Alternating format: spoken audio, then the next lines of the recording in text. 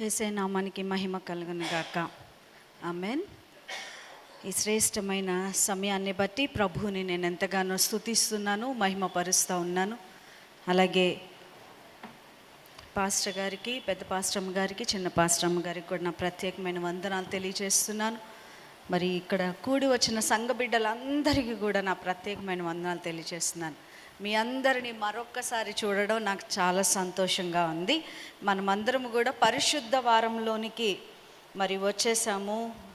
ఎవరెవరైతే ఉపవాసాలు ఉండి మరి ఈ 40 రోజులు ప్రార్థన చేస్తూ ఉన్నారో, ఏ అంశాల మీద మీరు ప్రార్థన చేస్తున్నారో ప్రతి ఒక్క ప్రార్థన అంశాన్ని దేవుడు అంగీకరించి మీకు జవాబిచ్చును గాక. ఆమేన్. మీ ఉపవాసాలు ప్రభు అంగీకరించి ఖచ్చితంగా దేవుడు మిమ్మల్ని ఆశీర్వదించాలని నేను కోరుకుంటా ఉన్నాను. వాక్యంలోనికి వెళ్ళే మునుపు చిన్న ప్రార్థన చేసుకుందాం. పరిశుద్ధాత్మ దేవునికి ఈ సమయాన్ని అప్పగిద్దాం. నీవు పలికితే నాకు మేలయా, నీవు పలికితే నాకు మేలయా, నీ దర్శనమే నాకు చాలయా, నీ దర్శనమే నాకు చాలయా. నాతో మాట్లాడు ప్రభువా, నీవే మాట్లాడు మయ్యా. అందరం అడుగుదామా? నాతో మాట్లాడు ప్రభువా, నీవే మాట్లాడు మయ్యా. నీవు పలికితే నాకు మేలయా, నీవు పలికితే నాకు మేలయా, నీ దర్శనమే నాకు చాలయా, నీ దర్శనమే నాకు చాలయా. నాతో మాట్లాడు ప్రభువా, నీవే మాట్లాడు మయ్యా. అవును ప్రభువా, నీవు మాట్లాడితేనే మాకు మేలు నా తండ్రి. ఎందుకంటే సజీవుడువైన దేవుడవు, మా కొరకు ఏమి చేయాలో అన్నీ సంపూర్తిగా చేసిన దేవా, మమ్మల్ని అమితముగా ప్రేమించిన దేవా, మీకే కృతజ్ఞతాస్తుతులు చెల్లిస్తున్నాను. పరిశుద్ధాత్మదేవ, సంపూర్ణంగా ఈ సమయాన్ని మీకు మీ హస్తాలకు అప్పగిస్తూ ఉన్నాను. నాతో మాతో అందరితో మాట్లాడి మమ్మల్ని బలపరచమని అడుగుతూ యేసుక్రీస్తు అతి పరిశుద్ధ నామమున వేడుకుంటున్నాము తండ్రి. ఆమెన్. దానియేలు గ్రంథము 9వ అధ్యాయము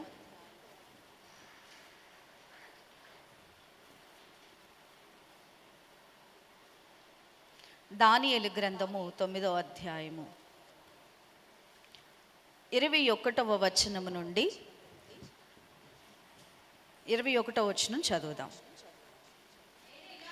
నేను ఇలాగున మాట్లాడుచు ప్రార్థన చేయుచుండగా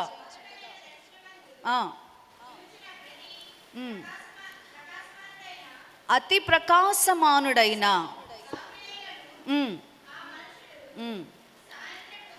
సాయంత్రపు బలి అర్పించు సమయమున నాకు కనబడి నన్ను ముట్టెను. దేవునికి స్తోత్రం. ఎంతో చక్కటి మాట ఇక్కడ దానియేలు గ్రంథములో మనం చదువుతున్నాం.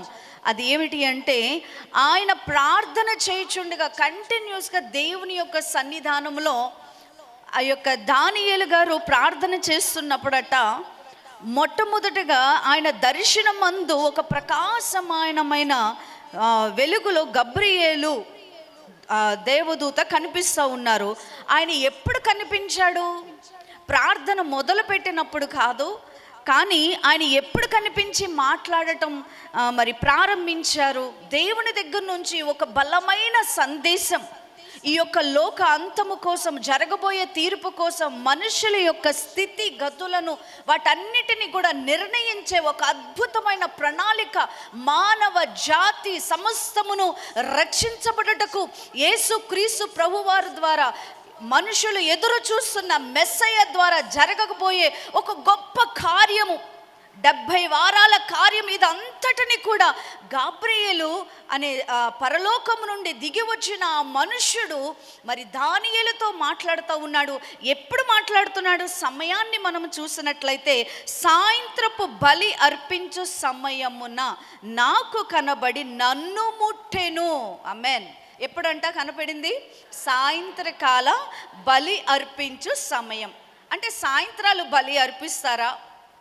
బలి అర్పించటం అంటే ఎప్పటి నుంచి స్టార్ట్ అవుతుంది అంటే, మొట్టమొదటి నుండి జరిగిన ఈ బలులు ఏంటి ఒకసారి మనం చూద్దాం. ఎందుకంటే సంపూర్ణంగా సాయంత్రము బలి అర్పించు సమయమున దేవుని యొక్క సందేశము దానియేలు గారికి వినబడుతూ ఉన్నది. అంటే బలి సంపూర్ణమైపోయిన తర్వాత. అయితే ఈ బలులు ఎప్పుడు ప్రారంభిస్తారు? పగలు అంటే ఉదయాన ఎప్పుడు ప్రారంభిస్తారు? ఆ బలికిను యేసు ప్రభుకి సంబంధం ఏంటి? ఈ విషయాలను ఈరోజు మనము తెలుసుకుందాం. యేసయ్య నామానికి మహిమ కలుగును గాక. ఆమేన్. చూడండి, మరి లేవియా కాండం 1వ అధ్యాయం నుండి 5వ అధ్యాయాల వరకు, 1వ అధ్యాయం నుండి 5 అధ్యాయాల వరకు మనం చదివినప్పుడు కొన్ని బలులు మనకు అక్కడ కనిపిస్తూ ఉన్నాయి. ప్రత్యేకంగా యెహోవా దేవుడు మోషేతో మాట్లాడి కొన్ని విధానాలను మోషేకి తెలియచేసినప్పుడు, మోషే వెనువెంటనే వచ్చి మరి ఇశ్రాయేలులకు దేవుని సందేశాన్ని ఇస్తూ ఉన్నాడు. దేవుని సందేశాన్ని ఇస్తూ మరి లేవియా కాండం 1వ అధ్యాయము 3 నుంచి 9 వచనాల వరకు ఒక బలి కోసము చెప్తా ఉన్నారు. ఆ బలి ఏంటో ఒకసారి మనం చూద్దాము. మొదటి 3 వచనాలు ఒకసారి చదువుతారా?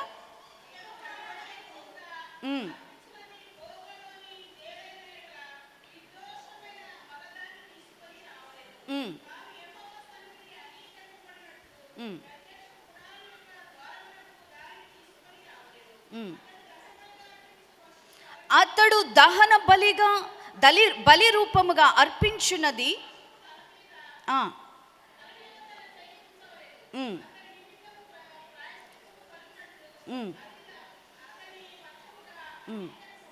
చాలండి. 3వ వచనం చదివారా? అతడు దహన బలి రూపముగా అర్పించున్నది గోవుల్లోనిదైన ఎడల నిర్దోషమైన మగదానిని తీసుకొని రావలెను.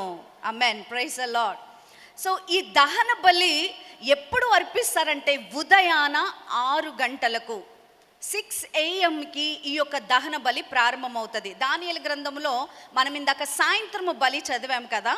అయితే ఎప్పుడు ప్రారంభమవుతుంది బలిలు అర్పించటం అంటే, మొట్టమొదటిగా ఉదయము 6 గంటలకు బలులు అర్పించడం ప్రారంభిస్తారు. ఈ 6 గంటలకు అర్పించే బలిలో ఉదయము దహన బలి ఏమంటారండి? వాటిని దహన బలి, బర్న్ట్ ఆఫరింగ్ అంటారు. ఇది ఉదయం 6 గంటలకు మరి యాజకుడు బలి అర్పించడం, అక్కడ వచ్చిన ప్రజలు అర్పించడం జరుగుతుంది. అయితే ఈ దహన బలిలో చాలా ప్రాముఖ్యమైనది ఏంటి అంటే, మరి గోవుల్లో కానీ ఎటువంటి పశువును తెచ్చినప్పటికీ కూడా అది నిర్దోషమైన మగది అయి ఉండాలి. ఆమేన్. అది నిర్దోషముగా ఉండాలి అని చెప్పి మరి మోషేకు దేవుడు బయలుపరుస్తూ ఉన్నాడు. అయితే యేసుక్రీస్తు జీవితానికి వద్దాం. యేసుక్రీస్తు సంపూర్ణంగా పరిపూర్ణం చేశాడు కదా. ఆయనే బలి పశువుగా మారాడు కదా. ఆయనే గొర్రె పిల్లగా మారి మన కోసము నిర్దోషమైన రక్తాన్ని మన కొరకు చిందించారు కదా. అయితే ఈ పాత నిబంధన గ్రంథములో లేఖనాలు సంపూర్తిగా యేసుక్రీస్తు ప్రభువారు మన కోసము నెరవేర్చారు అన్నదానికి అక్కడ బలి ఉదయం 6 గంటలకు ప్రారంభమైతే, ఇక్కడ 6 గంటలకు యేసుక్రీస్తు జీవితంలో తెల్లవారుజామున 6 గంటలకు ఏమి జరిగిందో చూద్దాం. యోహాను రాసిన సువార్త 18వ అధ్యాయము 28వ వచనం మనం చదువుదాం. యోహాను 18:28. వారు కయ్యప్ప యొద్ద నుండి అధికార మందిరమునకు యేసును తీసుకుని పోయిరి. అప్పుడు ఉదయమాయను. ఎప్పుడైందంట అది?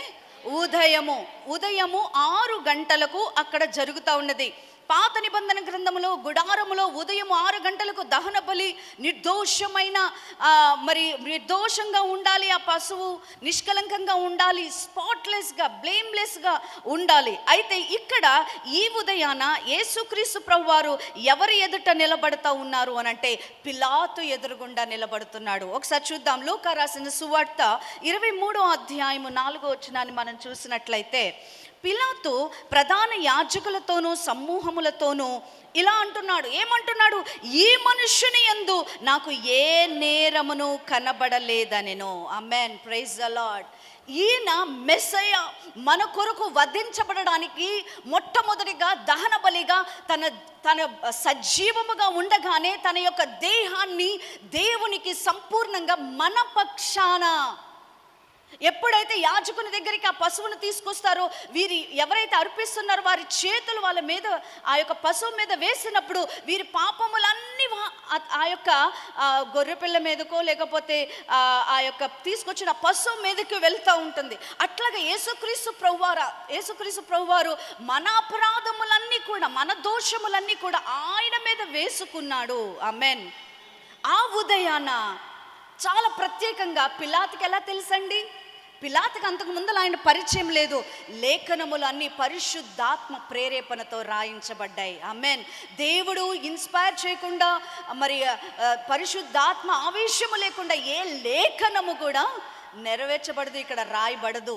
కాబట్టి యేసుక్రీస్తు ప్రభువారు మరి పిలాతు ఇచ్చే సాక్ష్యం ఏంటంటే, ఆ మనుషుని యందు నాకు ఏ నేరము కనబడలేదు. ఆమేన్. మొదటి పేతురు పత్రిక 1వ అధ్యాయము 19వ వచనాన్ని మనం చూద్దాం.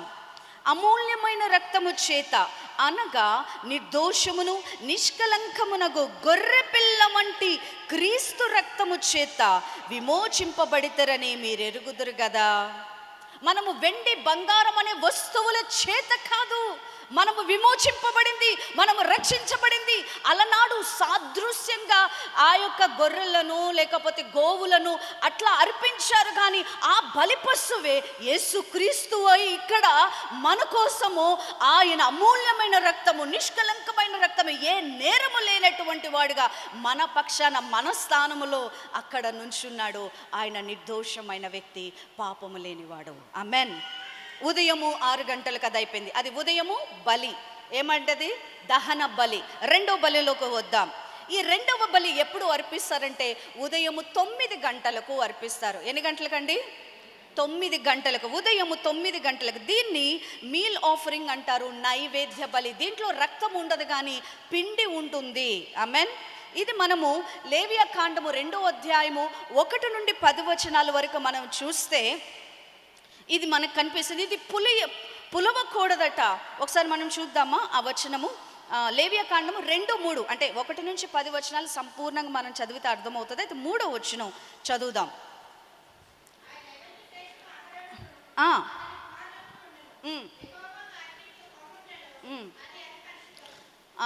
ఒకసారి 1వ వచనం కూడా చదవండి. అతడు అర్పించున్నది గోధుమ పిండిదై ఉండవలెను. అతడు దాని మీద నూనె పోసి సాంబ్రాణి వేసి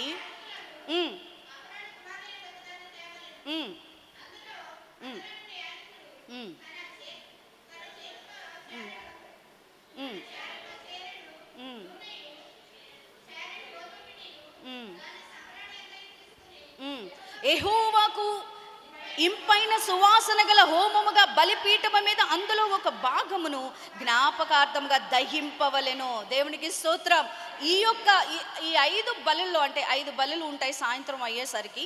ఈ 5 బలుల్లో ఈ రెండవ బలి ఉదయం 9 గంటలకు అర్పించే బలి ఎలాంటి బలి అని అంటే, ఇది రక్తముతో కూడింది కాదు, లేకపోతే వధించేది కాదు, కానీ క్రష్ చేయబడేది. ఇది గోధుమను తీసుకోమంటున్నాడు, దుల్లమంటున్నాడు, దాన్ని పిండి చేయాలి, ఫైన్ ఫ్లోర్గా చేయాలి, మెత్తదిగా చేయాలి. అది ఆ యొక్క గోధుమలు తీసినప్పుడు వాటికి ఎంతో పని. అది మరలా పిండిగా మారి, అది మరలా రొట్టెగా మారి, మళ్ళీ అది నైవేద్యంగా బలి ఆ దేవుని దగ్గరకు తీసుకువెళ్ళే వరకు కూడా దానికి ఎంతో ప్రాసెస్ ఉంటుంది. అయితే ఈ ఉదయము జరిగే ఈ నైవేద్య బలి యేసుక్రీస్తు ఎలా నెరవేర్చారు అనే విషయాన్ని నేను మీకు చెప్పడానికి ఆశపడుతూ ఉన్నాను. మార్కు సువార్త 15వ అధ్యాయము 25వ వచనం చదువుదామండి. మార్కు 15:25. ఆయనను సిలువ వేసినప్పుడు పగలు 9 గంటలాయెను. దేవునికి స్తోత్రం. ఇది ఉదయము 9 గంటలకు అని చెప్పాను కదా. యోహాను రాసిన సువార్త 6:51 చదువుదాం. యోహాను 6:51. పరలోకము నుండి దిగి వచ్చిన జీవాహారమును నేనే, ఎవడైనను ఈ ఆహారము భుజించితే వాడెల్లప్పుడూ జీవించును, మరియు నేనిచ్చు ఆహారము లోకమునకు జీవము కొరకైన నా శరీరమే అని మీతో నిశ్చయముగా చెప్పుచున్నాను. ఆమేన్. మీకు ఇచ్చే జీవాహారము ఏటట? నా శరీరమే అని చెప్తున్నాడు. యేసు ప్రభు వారు నా శరీరమే అని చెప్పినప్పుడు ఎంతో మంది యేసును వదిలేసి వెళ్ళిపోయిన వాళ్ళు ఉన్నారండి. దేవుని ప్రియమైన బిడ్డలారా, యేసుక్రీస్తు తన శరీరాన్ని సంపూర్ణంగా ఆయన యొక్క ప్రాణ ఆత్మ దేహాన్ని సంపూర్ణంగా మానవ జాతి కోసము, మానవ రక్షణ కోసం ఇచ్చేసినట్లు మనకు కనిపిస్తూ ఉన్నది. అయితే ఆయన శరీరాన్ని ఎట్లా ఇచ్చాడు? ఈ గోధుమకును యేసుక్రీస్తు శరీరానికి ఎట్లా కనెక్షన్ ఉంది అంటే, యెషయా గ్రంథము 53వ అధ్యాయము 5వ వచనాన్ని మనం చదివినట్లయితే, మన అతిక్రమములను బట్టి అతడు గాయపరచబడెను, మన దోషములను బట్టి నలగగొట్టబడెను, ఆయన మన సమాధానార్థమైన శిక్ష అతని మీద పడెను, అతడు పొందిన దెబ్బల చేత మనకు స్వస్థత కలుగుతూ ఉన్నది. ఆయన వీపు దున్నబడినదండి. ఆయన వీపు దున్నబడినది. ఆయనకి సొగసైనను స్వరూపమైనను లేదు. ఎప్పుడైతే మనము ఆ యొక్క గోధుమలను తీసుకొని వాటిని ఫైన్ ఫ్లోర్గా చేయడానికి, తర్వాత ముద్దగా చేయడానికి ఎలాగైతే పిడుగుద్దులు గుద్దుతూ ఉంటామో, యేసుక్రీస్తు యొక్క దేహము, యేసుక్రీస్తు యొక్క దేహము నలపబడినది, ఉమ్మివేయబడినది. ఆయన గుర్తించుకున్నాడు, వేదన పడ్డాడు. యెషయా అంటున్నాడు, దర్శనమును చూస్తే ఆయనకి సొగసైనను స్వరూపమైనను లేనివాడుగా ఉన్నాడు. మనిషి రూపము కంటే దారుణమైన రూపము.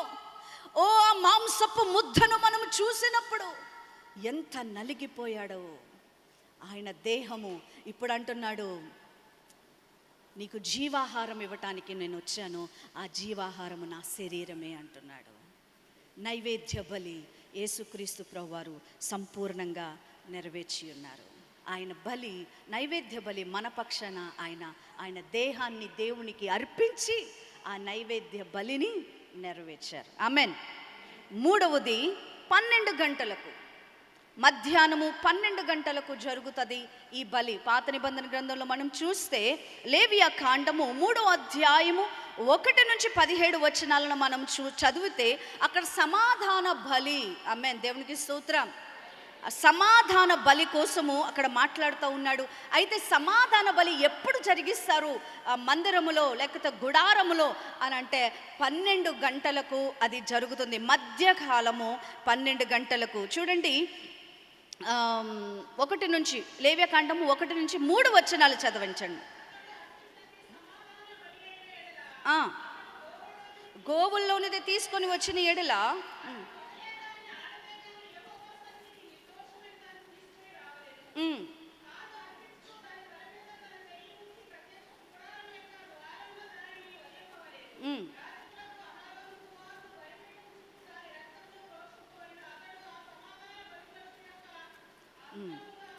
చాలండి, చాలు. ఇప్పుడు ఇదే బలట సమాధాన బలి. సమాధాన బలి ఎందుకు? ఏంటి సమాధాన బలి? ఎవరి మధ్యన సమాధాన బలి? దేవునికి మానవుడికి ఉన్న సంబంధము పోయినది.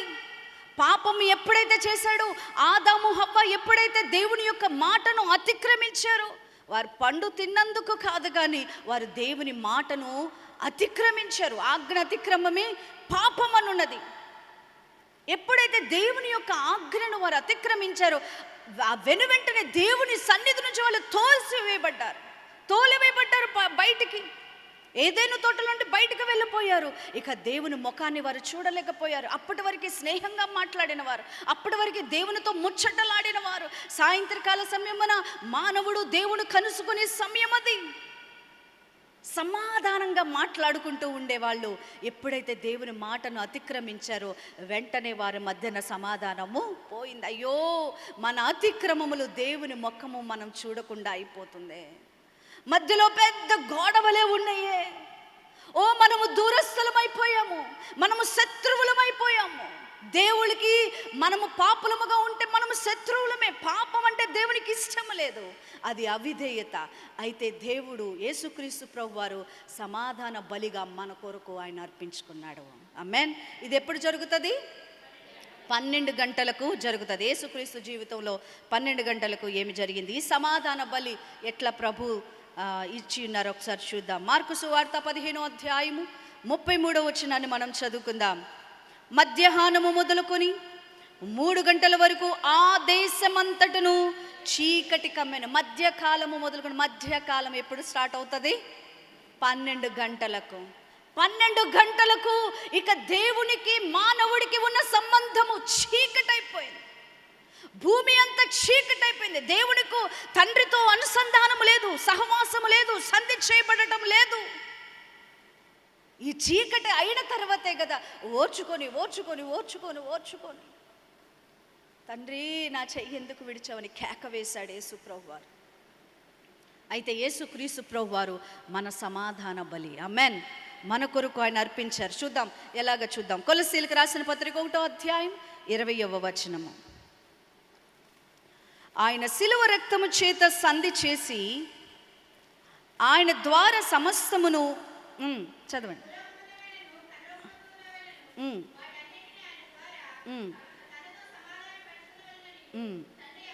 అది తండ్రికి ఇష్టమైనది ఏంటట? యేసుక్రీస్తు శిలువ రక్తము చేత మాత్రమే తండ్రికి ఇష్టమైన క్రియ.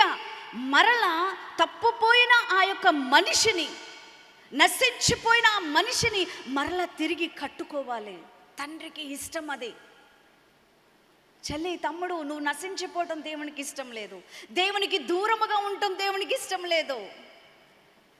నువ్వు నీ స్నేహితుడితో ఎంత ప్రేమగా మాట్లాడతావో, నీ స్నేహితురాలతో ఎంత ప్రేమగా మాట్లాడతావో, దేవునితో నువ్వు అంతే ప్రేమగా మాట్లాడడానికి ఆయన ఇష్టపడుతున్నాడు. తండ్రికి మనకి సమాధానము కలగటానికి యేసుక్రీస్తు ప్రభువారు శిలువ రక్తము చేత మనల్ని సంధి చేయటానికి సమస్తమును, అవి భూలోకమందైనను పరలోకమందున్న వాటినైనను ఆయన ద్వారా తనతో సమాధాన పరుచుకొనవలెనని. ఒకసారి చూద్దాం. రోమిలికి రాసిన పత్రిక 5వ అధ్యాయము 1వ వచనం కూడా మనం చదువుదాం. రోమిలికి రాసిన పత్రిక 5:1.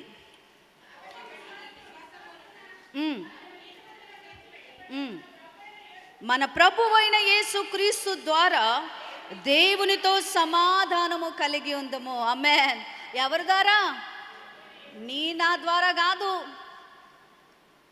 ప్రైమ్ మినిస్టర్ ద్వారా కాదు, చీఫ్ మినిస్టర్ ద్వారా కాదు, లేకపోతే పెద్ద పెద్ద పీఠాధిపతుల ద్వారా కాదు, అమ్మోరు పరిశుద్ధులు పునీతుల ద్వారా కాదండి. తండ్రితో నువ్వు సమాధానపరచబడడానికి మధ్యలో ఏ మానవుడు లేడు, ఏ సృష్టి లేదు. సృష్టి అంతా కూడా దేవునికి లోబడాల్సినదే. ఖచ్చితం. ఈ సృష్టిని ఏ ఒక్క సృష్టిలో పరలోకమందు ఆకాశమందు కనిపిస్తున్నవి కానీ, భూమి మీద ఉన్నవి కానీ, చెట్లు చేమలు, ఈ యొక్క వృక్షములే కానీ, పర్వతములే కానీ, ఏవి ఏవి ఏవి కూడా దేవుళ్ళు కాదు కాదు కాదు. అవి దేవుని సృష్టికర్త అయిన దేవునితో మనల్ని సంధి చేయలేవు. కేవలము యేసుక్రీస్తు రక్తము ద్వారానే మనము మరలా సృష్టికర్త అయిన దేవునితో సమాధానపరచబడతాం. ఆమేన్. దీనికి తాయితులు కట్టుకోవాల్సిన అవసరం లేదు, దీనికి ఏవో పూసలు తగిలించుకోవాల్సిన అవసరం లేదు. ఇది దీనికి ఏదో వెళ్ళి పీఠాధిపతుల దగ్గర కాళ్ళు మొక్కి దండాలు పెట్టేసుకొని నీళ్లు పోసుకోవాల్సిన అవసరం లేనే లేదు. కొండలెక్కాల్సిన అవసరం లేదు, మోకాళ్ళకి రక్తాలు కార్చుకోవాల్సిన అవసరం లేదు, వీపులు కొరడాలు పెట్టి కొట్టుకోవాల్సిన అవసరం అంతకంటే లేదు. యేసు ప్రభువారు నీ కోసము బలి అయిపోయాడు. నీకు నీ తండ్రికి మధ్యన నిలబడి, దా కూతురా, కొడుకా రా, నీ తండ్రితో మాట్లాడని ఆయన సమాధాన బలి పశువైపోయాడు ఆయన. ఆమేన్. ఆయన మధ్యకాలము 12 గంటలకు, ఇది ఎన్నో బలి అర్పణ? మూడవది రైట్, 12 గంటలకు. 4వ దానికి వెళ్దాం. 3వది ఏంటండి? సమాధాన బలి. 4వ బలి పాప పరిహారార్థ బలి. ఇది ఎప్పుడు యాజకుడు అర్పిస్తాడంటే మధ్యకాలం 3 గంటలు. ఎన్నింటికండి? మధ్యాహ్నం 3 గంటలు. లేవి కాండము 4వ అధ్యాయము 1 నుంచి 3 వచనాల వరకు చదువుకుందాం.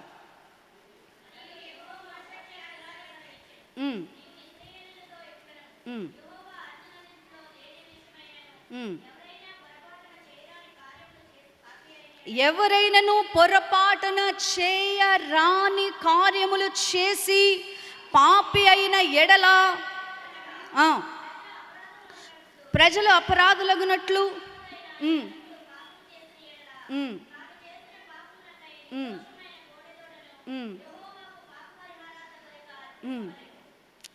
చాలు ఇక్కడ వాక్యం సెలవిస్తుంది, ప్రజలు అపరాధులగునట్లు అభిషిక్తుడైన యాజకుడు పాపము చేసిన ఎడల తాను చేసిన పాపమునకై నిర్దోషమైన కోడెదూడను యెహోవాకు పాప పరిహారార్థ బలిగా అర్పింపవలెను.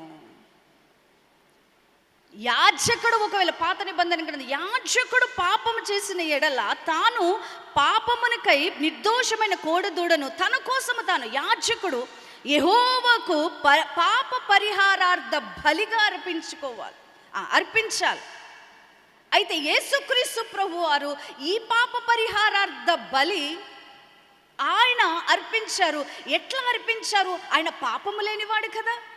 ఒక యాజకుడు అంటే పాపం చేస్తాడు కాబట్టి తన పాపం తొలగించుకోవడానికి ఏడాదికి ఒకసారి లేకపోతే అట్లా అర్పిస్తూ ఉన్నాడు. మరి యేసు ప్రభువారు ఎక్కడ పాపం చేయలేదు కదా. వాక్యం సెలవిస్తూ ఉన్నది ఆయన పాపము లేనివాడు, ఈయనలో నేను ఏ నేరము కనుగొనలేదని పిలాతు చెప్తా ఉన్నాడే. సాతానుడు అదుగదుగో అపవాది వస్తున్నాడు. ఒకవేళ అదుగో అపవాది వస్తున్నాడు ఇక్కడ ఆనందమై నిలబడితే నా బలహీనతలు వాడికి తెలుసు కాబట్టి ఈమెను ఎట్లా పడేయాలో నాకు తెలుసు అంటాడు. నిన్నెట్లా పడేయాలో వాడికి తెలుసు, ఎలా శోధించాలో తెలుసు, యోసేపును శోధించడం తెలుసు. కానీ యేసుని శోధించటం వాడి వల్ల అవ్వలేదు.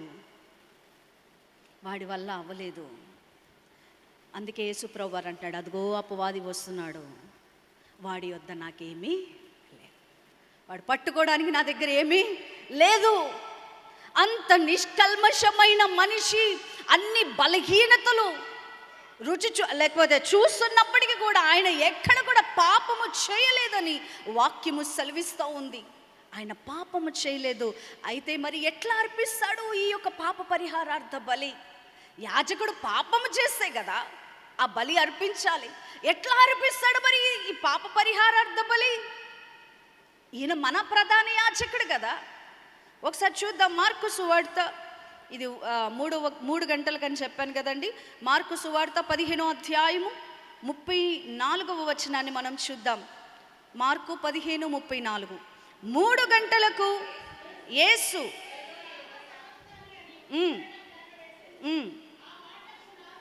నా దేవా నన్ను ఎందుకు చెయ్యి విడనాడితివని అర్థము.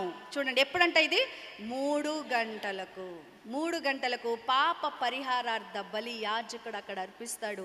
ఇక్కడ 3 గంటలకు పాప పరిహారార్థ బలిగా యేసువే మారిపోయాడు.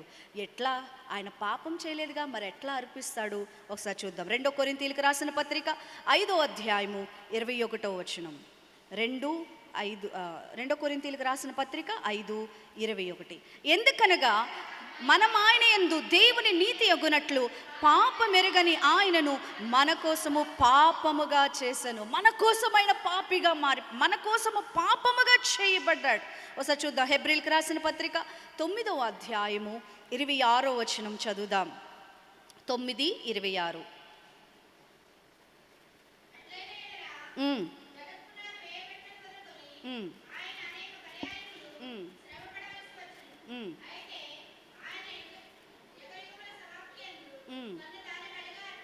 తన్ను తానే బలిగా అర్పించుకొనుట వలన పాప నివారణ చేయుటకై ఒక్కసారి ప్రత్యక్షపరచబడెను. దేవునికి స్తోత్రం, హల్లెలూయా.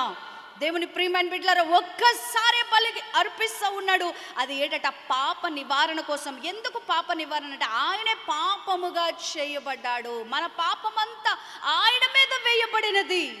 3 గంటలకు చీకటి, 12 గంటల నుంచి 3 గంటల వరకు చీకటి అయిపోయినది.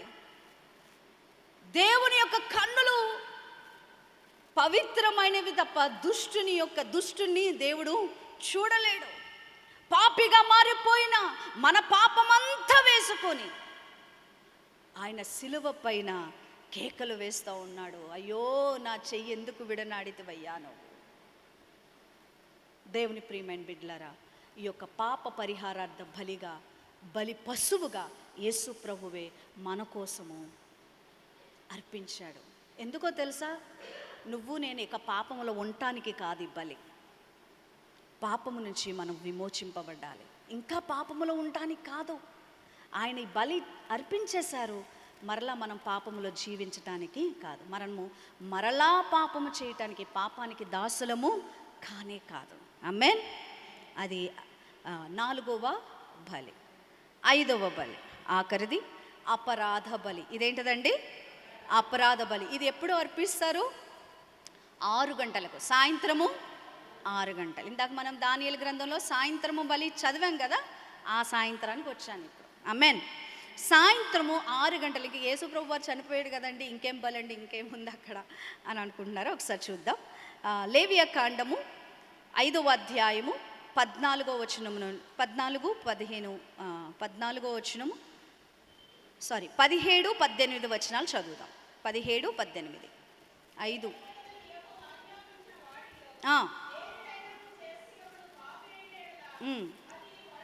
పొరపాటున జరిగినను అతడు అపరాధి అయి తన దోషమునకు శిక్ష భరించవలెను. చాలండి, చాలు. అపరాధమునకు, ఇదేంటంటే గిల్ట్ ఆఫరింగ్ అంటారు. గిల్ట్ ఆఫరింగ్, ట్రెస్పాస్ ఆఫరింగ్ అంటారు. అపరాధ బలి. మన మనసాక్షి కొన్నిసార్లు అరే మనం తప్పు చేసాం, వాళ్ళని ఇలా అనకూడదు, మనం ఇలా అన్నాము అని మన మనసాక్షికి తప్పు ఏదైతే అనిపిస్తుంది కదా, అది ఈ యొక్క బలి, అపరాధ బలి అన్నమాట. ఈ బలి యేసుక్రీస్తు ప్రభువారు, అంటే మనం వెళుతున్న ఈ యొక్క అపరాధ బలి, లేకపోతే అపరాధము యొక్క గిల్ట్ ఏదైతే మన హృదయంలో, కొన్నిసార్లు అరే మనం అట్లా చేయకుండా ఉండాల్సింది, అది మన హృదయాన్ని కొన్నిసార్లు తినేస్తూ ఉంటుంది. దీనికోసం కూడా యేసు ప్రభువారు అర్పించేశారు. దానికోసం కూడా ఇంకా బాధపడాల్సిన అవసరం లేదు. దేవుడు ఒక్కసారి తన రక్తములో మనల్ని కడిగేశాడు, అంతే. ఆమేన్.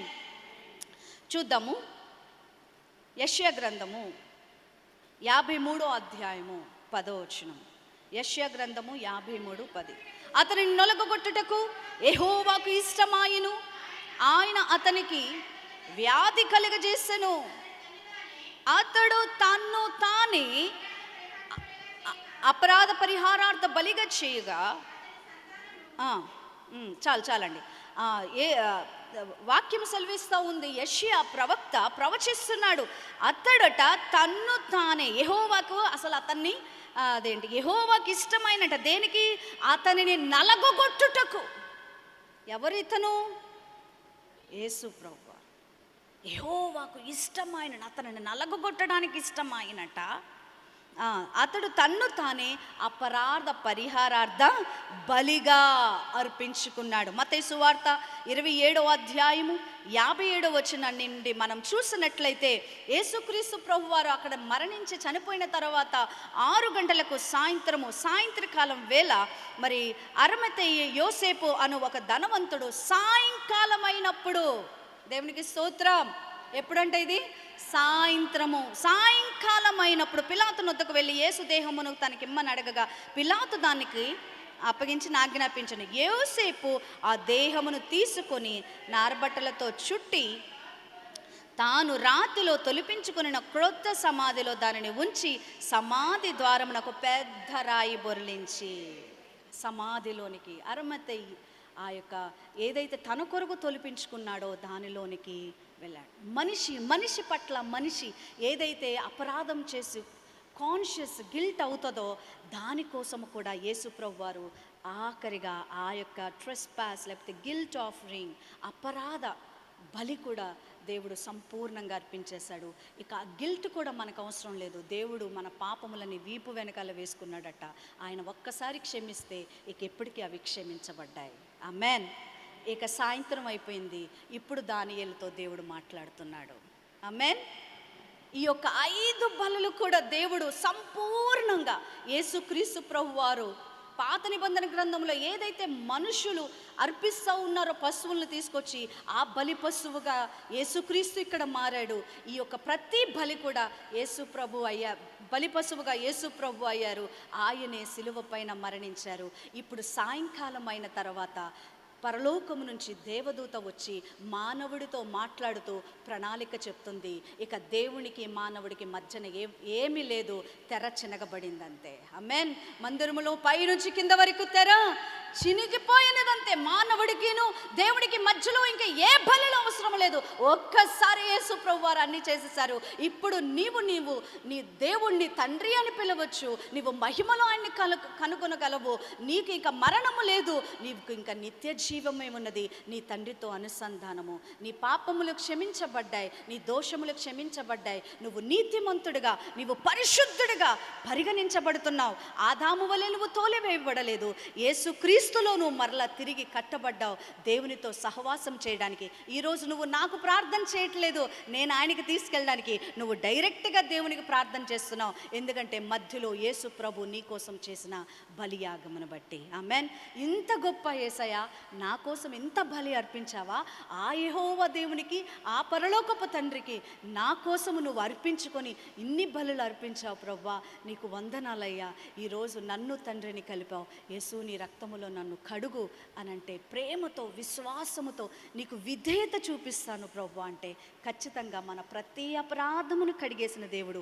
ఇక మనసాక్షి లేదా గిల్ట్ ఏదైతే ఉన్నదో అవి కూడా దేవుడు తీసేసే దేవుడై ఉన్నాడు. మోకరించి ప్రార్థన చేసుకుందాం. చిన్న ప్రార్థన. మహాపరిశుద్ధుడు అయిన దేవా, నీ బంగారు పాదాలకు వందనాలు, కృతజ్ఞతాస్తుతులు చెల్లిస్తున్నాను.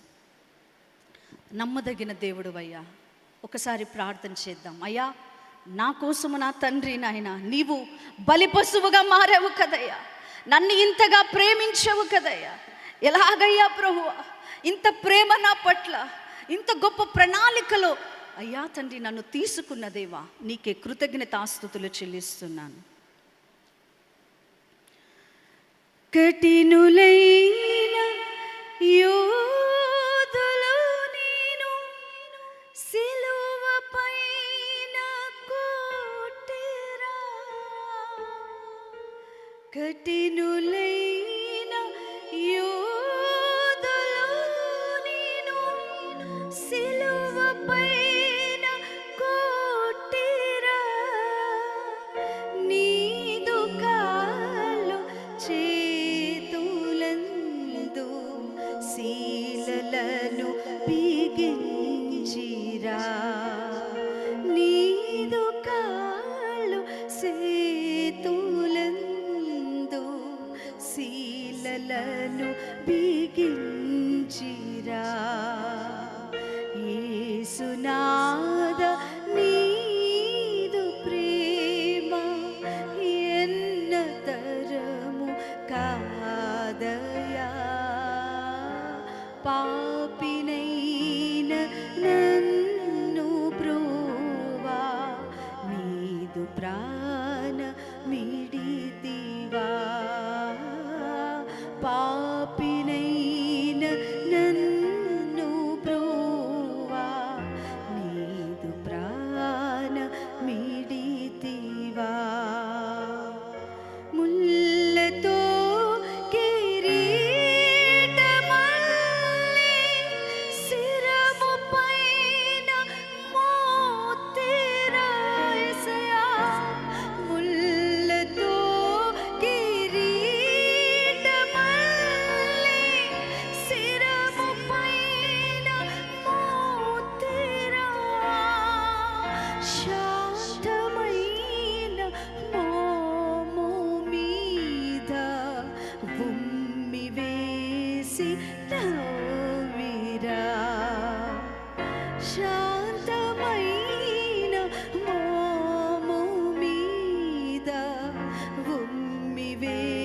చేసి నవ్విరా. యేసునాథ నీదు ప్రేమ ఎన్న తరము కాదయ్యా. పాపినైన నన్ను బ్రోవా నీదు ప్రాణ మిడితివా. పాపినైన నన్ను బ్రోవా నీదు ప్రాణ మిడితివా. నా కోసమే అయ్యా ఇంత త్యాగం చేశా, నా అపరాధము కోసమయ్యా. నేను తండ్రితో సమాధాన కట్టబడుటకు ప్రభువా అపరాధ బలిగా నిన్ను అర్పించుకున్నావు, పాప పరిహారార్థ బలిగా అర్పించుకున్నావు, సమాధాన బలిగా అర్పించుకున్నావు అయ్యా. తండ్రి దహన బలిగా సజీవముగా నాయన మా కొరకు నా తండ్రి అర్పించుకున్నావు. దహన బలిగా నైవేద్యమైపోయావయ్యా. యేసు ఎందుకింత ఇష్టపడ్డావయ్యా? పాపముతో నింపబడిన మా కోసము, జాలే లేని మా కోసము. నీ పేరేంటో మాకు తెలియదయ్యా, నీ మహిమేంటో మాకు తెలియదయ్యా. అయ్యా తండ్రి, ఇలాంటి వారి కోసమా ఈ భూమి మీదకి మహిమను విడిచి వచ్చావు. నిన్ను నువ్వు రిక్తునిగా చేసుకున్నావు. యేసు, నీ ప్రేమను మేము గ్రహిస్తున్నాం. యేసయ్యా, నీ సంకల్పాన్ని మేము గ్రహిస్తున్నాము. డాడీ, నీకు వందనాలు తండ్రి. నీ కుమారుని నలుపుటకు, గాయపరచుటకు అయ్యా నీకు ఇష్టమైన, నా నిమిత్తమే నా ఇష్టమాయను నీ ఏకైక కుమారుణ్ణి మా కొరకు బలిగా అర్పించావు తండ్రి. ఈరోజు నిన్ను తండ్రి అని పిలిచే గొప్ప అవకాశాన్ని ఇచ్చావు. నా కష్టాన్ని చెప్పుకోవడానికి, నీ పాదాల దగ్గర ఉండటానికి అయ్యా ఇక ఏ అడ్డుగోడ నువ్వు పెట్టలేదయ్యా. తెర చింపేశావు కదయ్యా.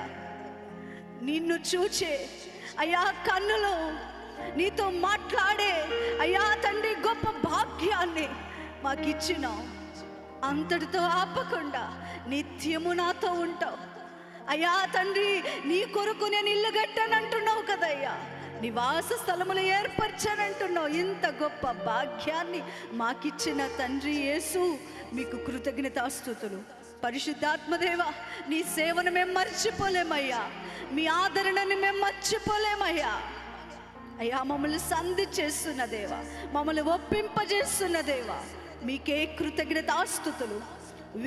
వినయముతో, విధేయతతో నాయన మీరు మా కోసము చేసిన వాటిని మేము గుర్తిస్తున్నాం. ఇక పాపము వైపైనను, లోకము వైపైనను, శరీరేచ్ఛల వైపైనను, కోరికల వైపైనను మేము వెనుదిరగకుండా, ఎత్తుకున్న కాడిని దించకుండా నీ వైపే చూస్తూ మేము నడిచే కృపను అనుగ్రహించండి.